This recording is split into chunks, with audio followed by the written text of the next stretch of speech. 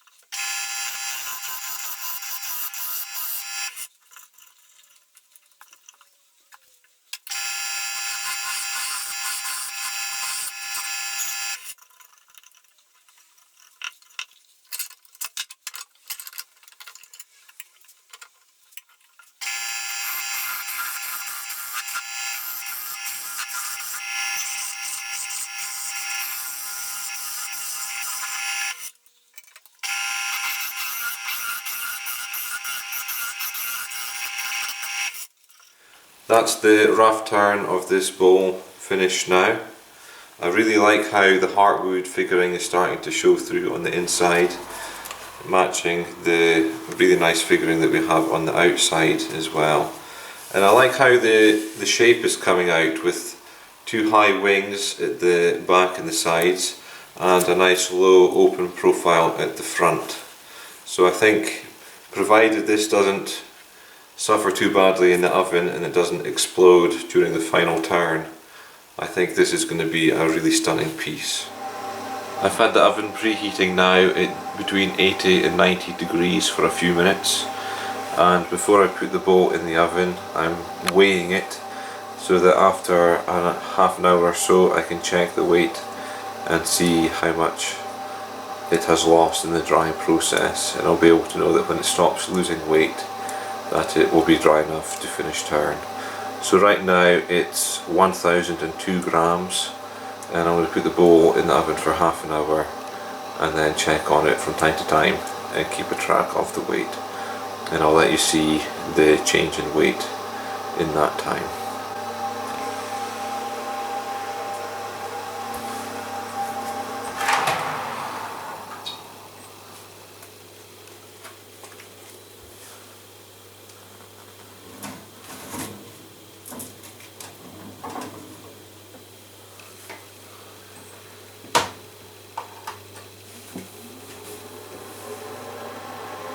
"40 minutes has passed now, and the bowl is still looking in very good condition.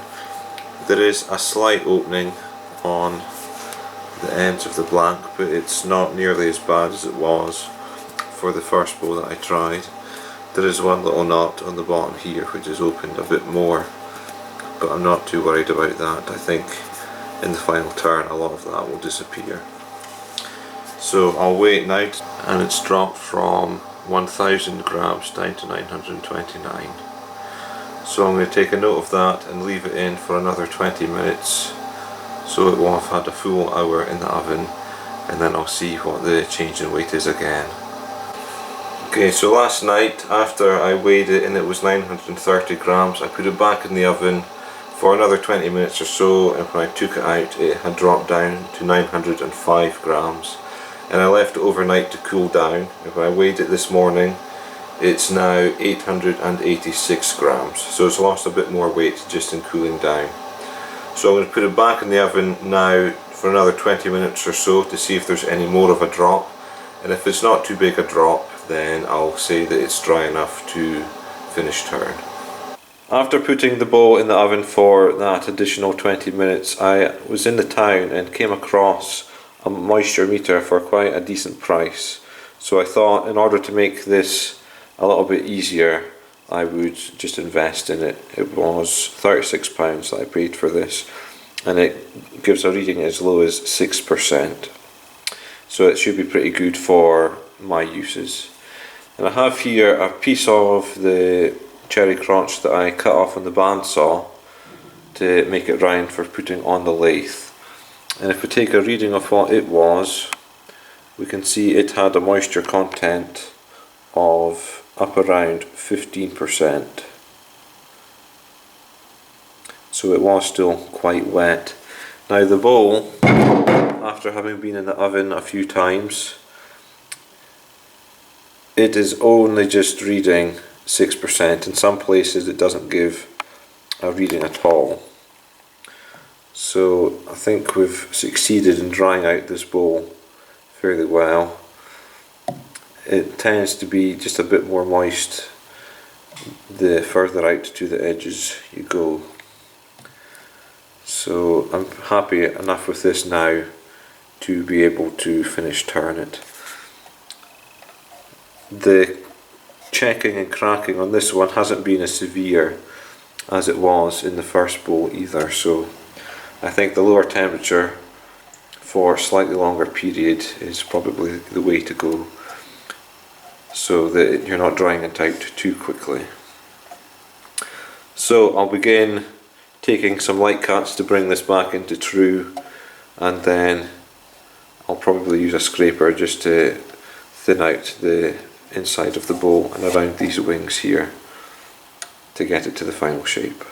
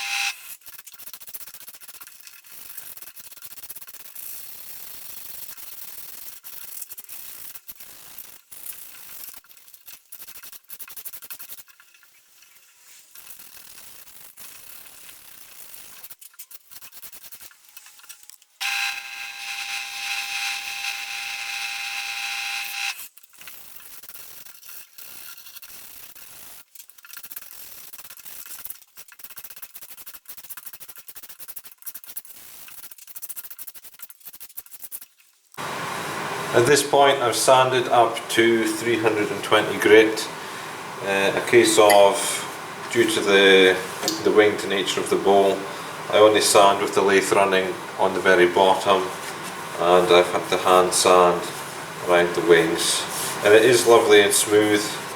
I was able to get a pretty decent finish just off of the scraper as I went around the inside there to clean it up. So I'm going to add some oil now, and then I'll do some sanding with 400 and 600 grit with the oil, just to fill in any of the open grain in the wood, any of the little cracks that have formed from the drying process.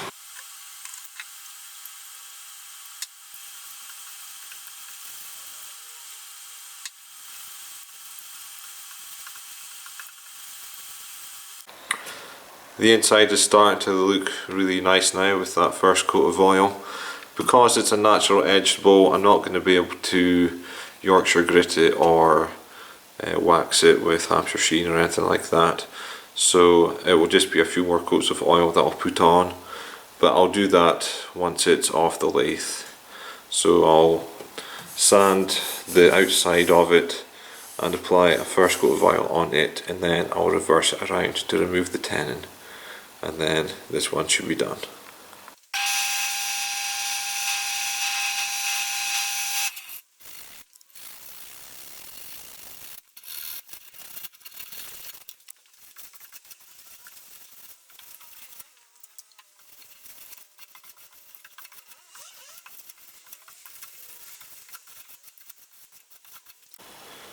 Right, so it's sanded and oiled on most of the outside as well now. So I'm going to spend a few minutes trying to fathom out the best way to reverse this to get that tenon removed. Okay, by some miracle I actually managed to get it lined up and trued up pretty well on the first go. So on the inside of the bowl I have two sort of dish sponge things to protect the inside of the bowl. It's just pinned up against the large jaws of my chuck. So I'm hoping that will be enough to protect the inside of the bowl and also stop it from spinning on the chuck as well. So what I'll do is I'll nibble away at the tenon to reduce it. I'll need to keep just a little stab for the tailstock to hold in place, and I'm just going to smooth this curve around here and then create a little indentation just for the bowl to sit nicely flat on a rim.